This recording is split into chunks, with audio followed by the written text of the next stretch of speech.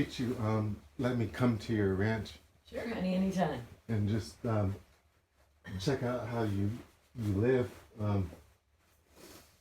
So we go back like seventh grade, right? Yeah. Um, I remember waking you up to make sure that you got to school. yeah. Robin used to sit in my. I used to sit next to Robin in art class, Yeah. and we listened to like just crazy like goth music and just all the things she was used. Like she showed me like all these cool bands that she's into. Uh-huh. But then you for some reason or some way, I had a chance to come over to your house, and you guys kind of brought our family in and just kind of was a catalyst to like music for us, you know. I'm so glad. And that just kind of like opened my eyes to like a new perspective of music and how things are done. But for every first of all, can you just like tell everyone your name? And Oh, yeah. I'm Lynne Ferguson. Lynne Ferguson. And where'd you grow up? I was born in LA, Okay. and I grew up down around Ventura County. And I started playing music when I was 5. I got a piano. But then I started playing, like, out when I was a teenager with a friend of mine named Christine Hammond, and she was blind. Great singer, great guitar player. And I learned a lot from her. Oh. And then I moved up here. I graduated high school early, and I moved up here to go to the UW. And I met Charlie, and we had Robin, Cedar, and Lydia. And I started singing at Daybreak Star Art Center in Seattle, and just at Pike Place Market and some restaurants and stuff. And I had, little kids, and it was easier to get a sitter for babies at night when they slept. Yeah. And then that's when you could usually get jobs singing. Yeah. So I just started doing it, and then after Charlie and I got divorced, Roger and I were working together, and we got married. Had Kristen and Ben, and we were working together as a duo, and we worked a lot because there was a lot of kids. Other kids lived with us over the years, and so we worked a lot, and I got to be a lot better player. I got to be able to play like bass lines, and then I was playing rhythm and singing lead. And that way, you don't have to hire other people, Yeah. and you're making more money, bringing home more money. And so I got to be better. I really appreciate Roger for teaching me, a lot about playing and, being a pro. Okay. And I recorded a lot. Oh, yeah. And that got, made me be a lot better too. Oh. Yeah, I do remember going in the studio Channel 9 with Oh, yeah. that was pretty eye-opening, like. And you get good, that's how you get good, when you can hear yourself. Yeah. And when so I recorded a lot of music.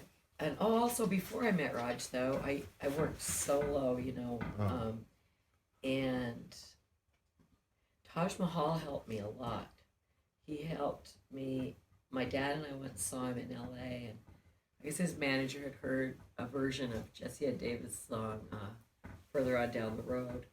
And so they eventually, got hired to open for him. And he was just real helpful to me, telling me how the business went, that you had to sell stuff, that you have to book 40 hours a week or have somebody that does that. And he taught me a lot about that. And just, it was always really nice, and it threw work my way. And, was just a really great guy to us. So that's what I'd forgotten. And so I recorded a lot of music, and I enjoy that. How did you know, or how did you learn about your voice and that it was an instrument you can use? Oh, probably singing in church. Oh, yeah? And, I would get solos, and I really liked it. And my dad played me all kinds of great vocalists. You know, he played me Ella from the time I was little, and Billie Holiday. I had the albums when I was little. And I recognized really good phrasing always. You know, I liked Aretha, and I liked the Staple Singers, and I liked Tracy Nelson, and I liked just Clara Ward. My dad took me to see the Clara Ward singers a lot. 'Cause they would play Disneyland a lot. And old gospel and blues. How did you learn to perfect your craft? Like, I learned from a great voice teacher, George Peckham. I was recording in Seattle, and Anna and Nancy Wilson from Heart had bought the studio. They renamed, I forget what it was first called, K. Smith or something. And they bought it, and it was Bad Animals. oh yeah. And then their voices, I could tell they were recording there, and the vocals were way better. And I said, gosh, you know, these vocals are so good. What's up, you know? And they said, oh, it's George. You need to take lessons from George. And so I think I had to be on a waiting list, and just a great teacher. And it was more of the don't do anything, you know, and that's what really helps. But rather than sounding forced, you sound more like you're speaking, an extended speech, you know, rather than sounding forced or affected.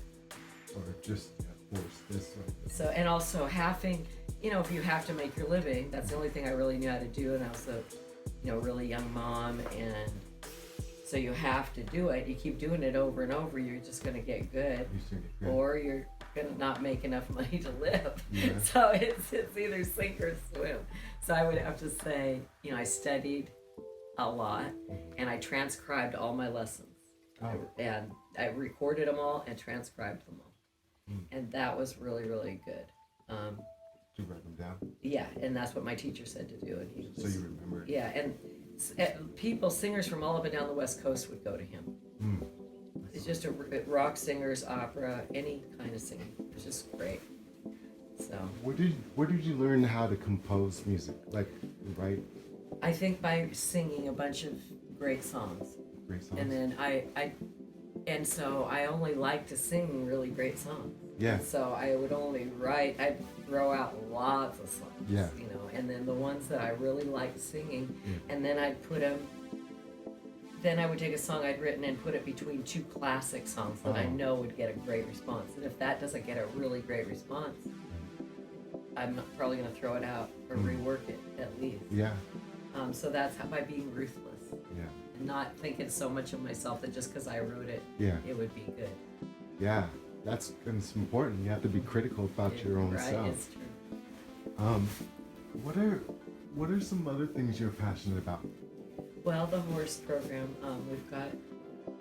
I was still touring and everything when I started it, but I had kids, relatives living with me that had, you know, they were living with me because of some situation, and so I noticed they liked being around our horses. So we, you know, made up this little nonprofit so low-income kids or kids with trauma or disabilities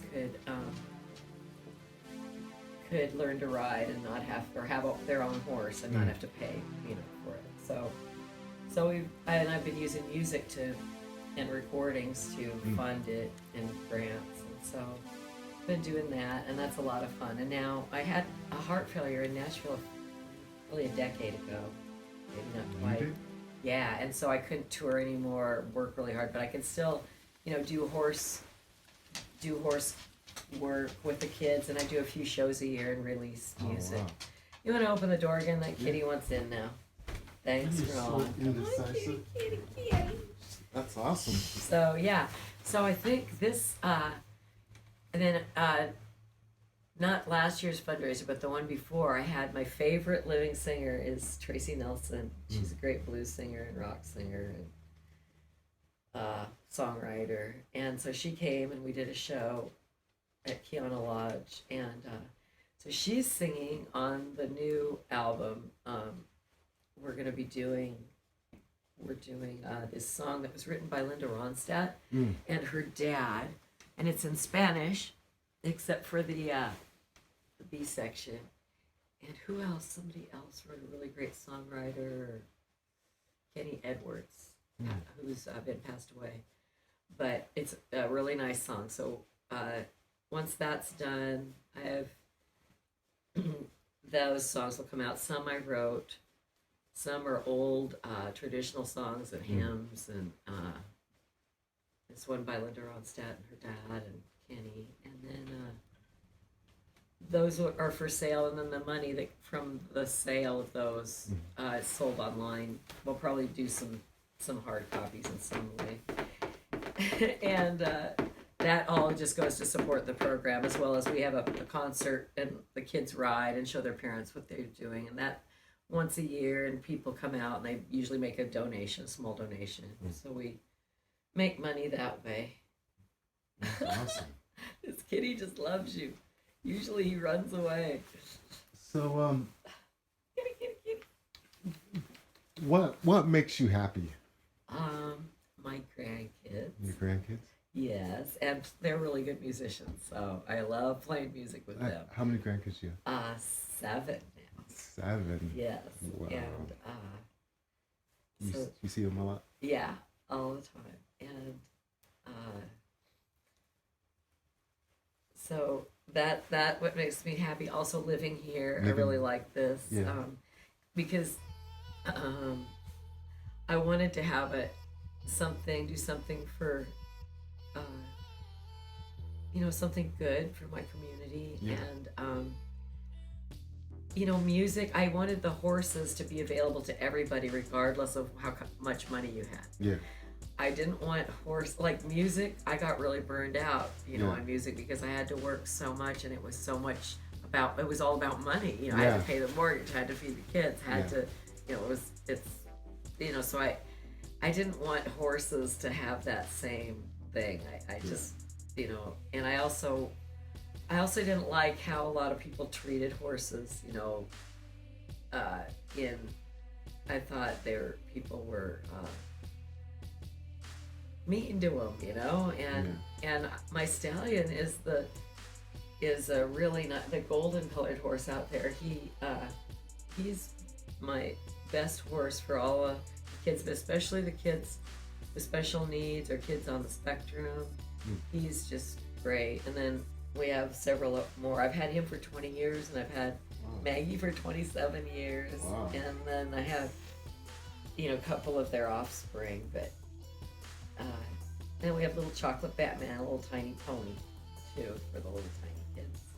That's awesome. Yeah, so that's what I really love. I love doing this. And spending time with my family. I have a great family. So.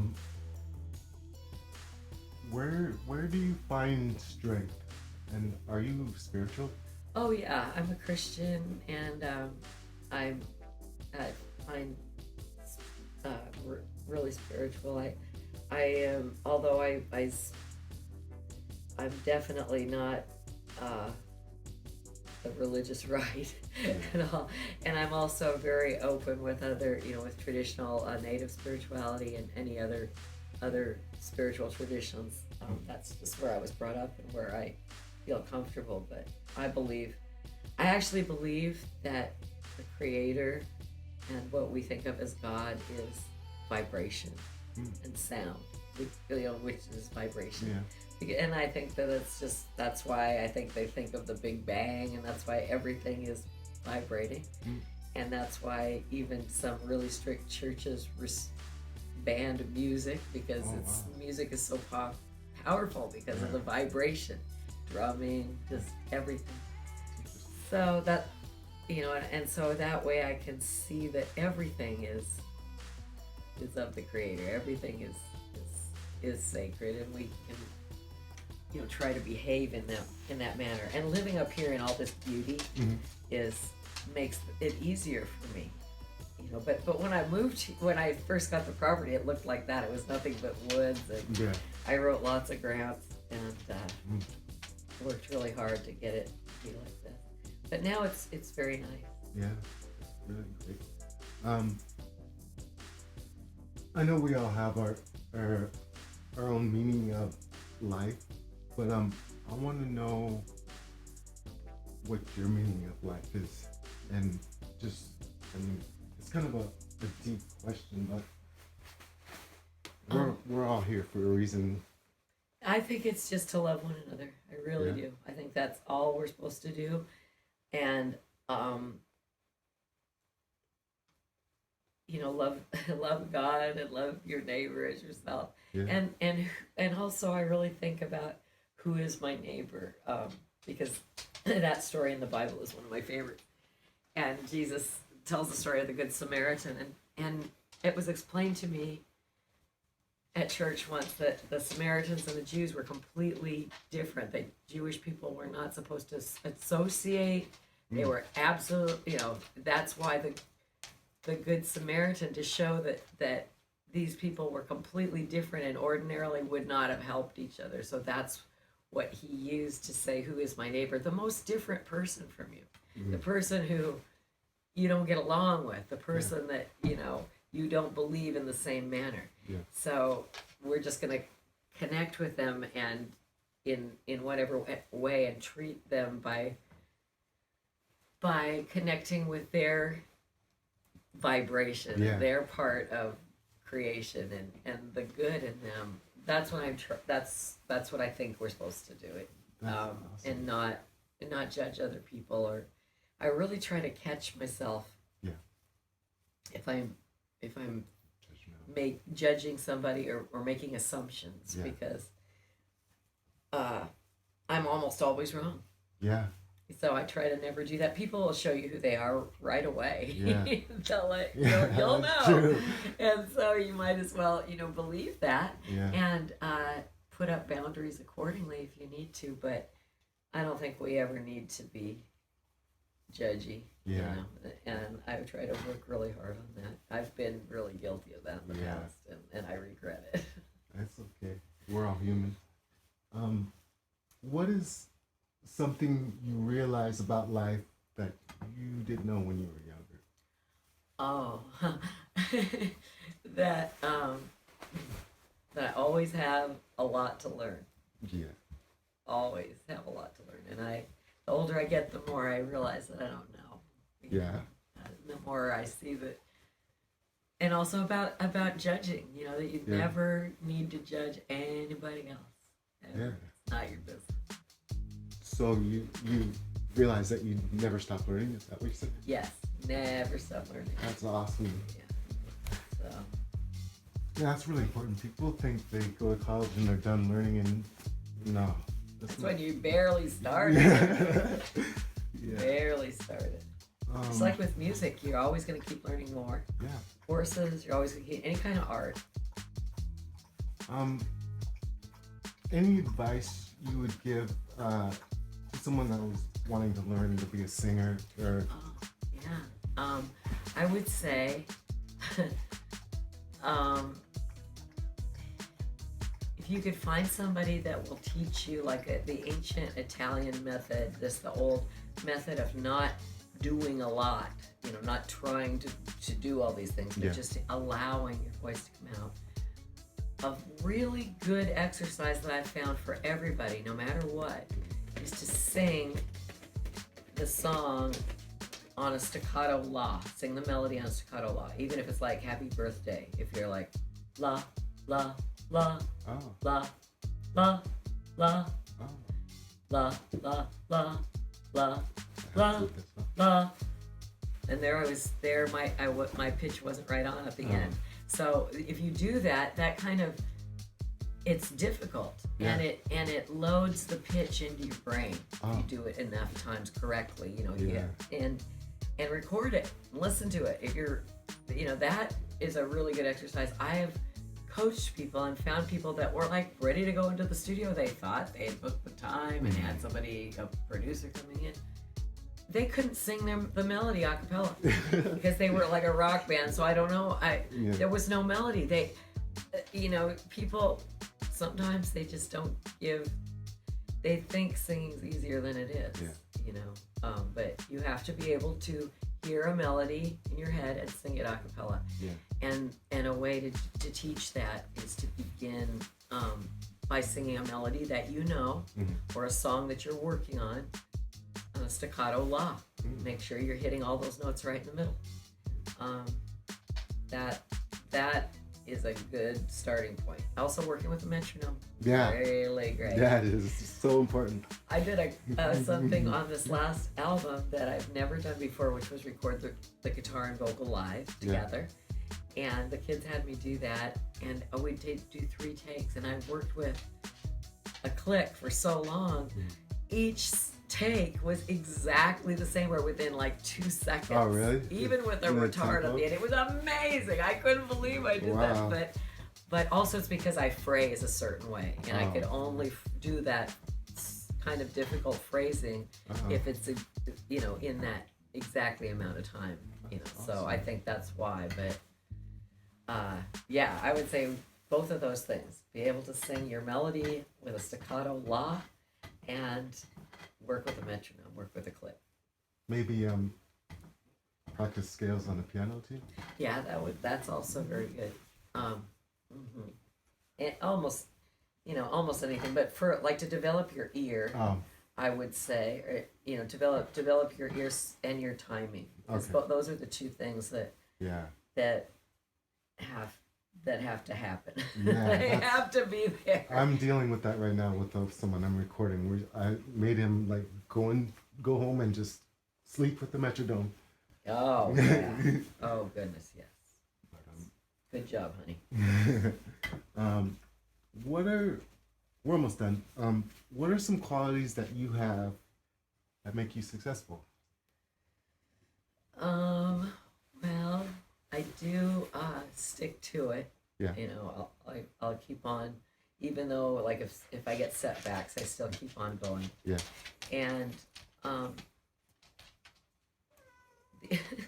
the other thing, I really do think that having, like, if you're going to have music be in like gigging, be your primary source of income, you just have to get good. You get good. Yeah. Because you're working a lot, and if you're not good, you have to be a certain level of good or people aren't going to hire you. Yeah. And so that is just working a lot. Yeah.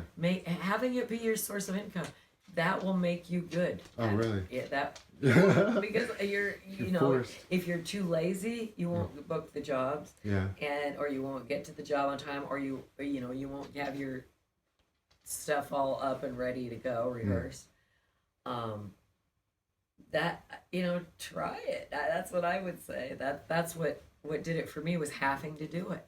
Having to do it no matter what. And then I got good. Yeah. You just force yourself? Well, yeah, a lot of times you don't feel like going to work. No matter if you love what you do. That's true. So you still have to go, even if you're not feeling well or whatever. You're not don't have sick leave, anything like that. You're a contractor. So, I really liked it when I could retire from having to do that. Yeah. That was nice for me, because that was kind of made music. I got burned out because I had a large family, so I had to work all the time. Yeah. So if I only worked maybe 3 days a week, then that would have been something different. But working, a lot all the time, we got burned out. But now it's great. Now I love playing. Yeah. Because I only do a few shows a year, and I record, and it's all fun. Yeah. So there's nothing bad about it. Yeah.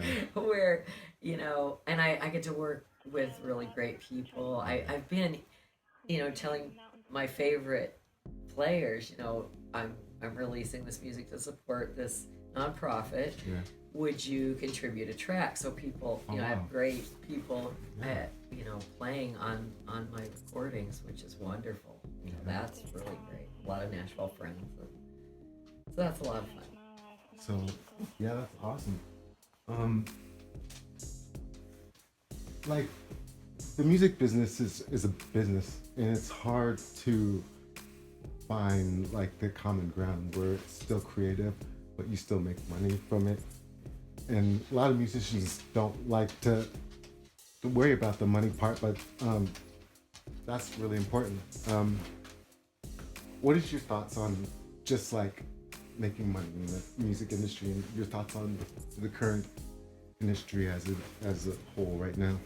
Well, most of my friends, that are musicians, make their living playing music. So that's how I just always think of it as a business. I think of it as a business. Yeah. I've had a couple students who were, like voice students, or guitar students who were, wanted to go and they were usually discouraged, after a while, because they thought that it doesn't matter how good you are, really. I mean, it kind of does. Yeah. Now, especially now with social media, Yeah.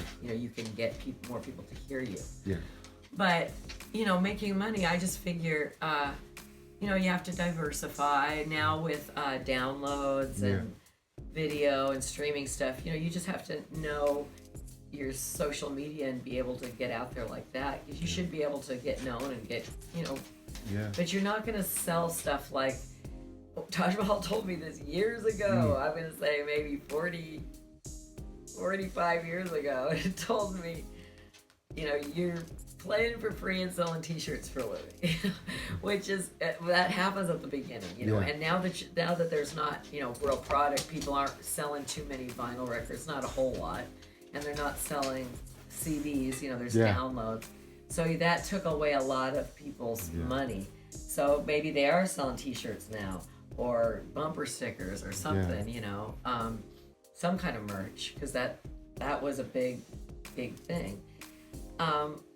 But I think people are just gonna have to get out there and dig more. And I don't know, man. You can't. The people I know that have been in the industry for a while and get most of their money from actual live work, they are having a harder time now because of, the way music, the CDs are gone. There's no real anything to sell now. Yeah. And so I know some who are also artists are selling their artwork now.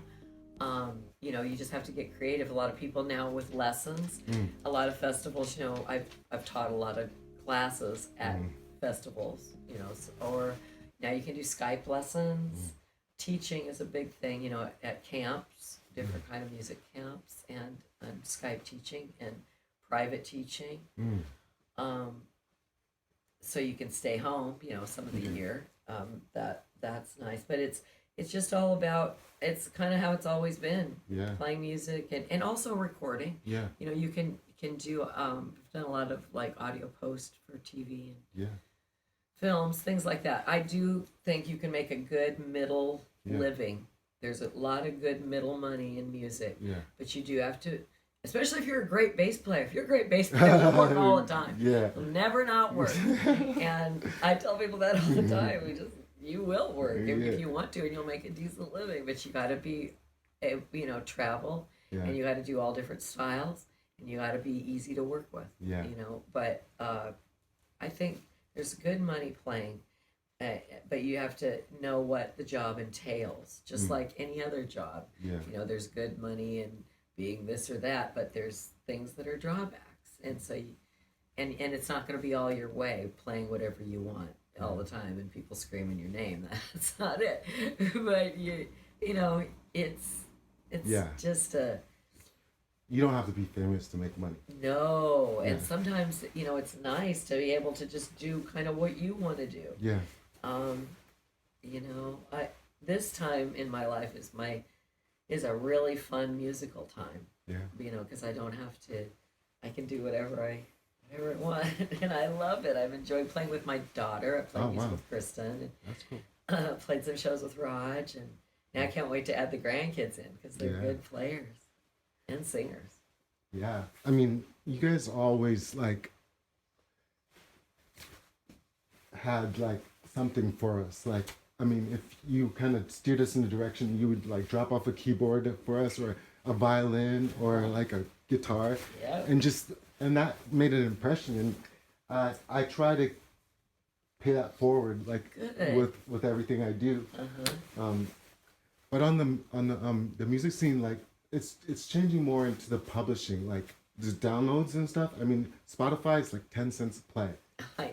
And YouTube, 10 cents a play.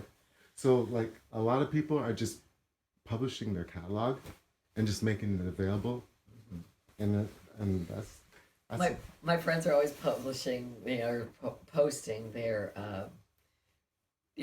checks for yeah. so many cents, Oh yeah. from Spotify, or not very much money. It's getting better though. Yeah, it is getting better now, because it was at first really funny. Yeah. But now it's getting a little bit better, which I'm glad, because people were really, well, it was terrible because they could do it. They do it because they can. Yeah. It's horrible. And there's a lot more watchdogs that are looking Now, yeah. that are like trying to get that And money. they can't really get away with stuff as much now, Yeah. because people will be outed on social media for ripping off the artists. Any future goals you got lined up? Well, I want this album. This is our 20th year for the Native Horsemanship Youth Program, and so we're having a fundraiser concert this summer, and so I want to get the album out by then, or this recording project. I want it mixed and mastered and on digital release by then, by August, because we're at August 26th is our fundraiser, and the concert. And so I want to do that, and then I want to I'm in the midst of getting a helper up here, because it's getting just hard for me to take care of all the property and the ranch and the horses. Yeah. So I'm getting some help, and just to spend more time with my grandkids. That's awesome. Yeah.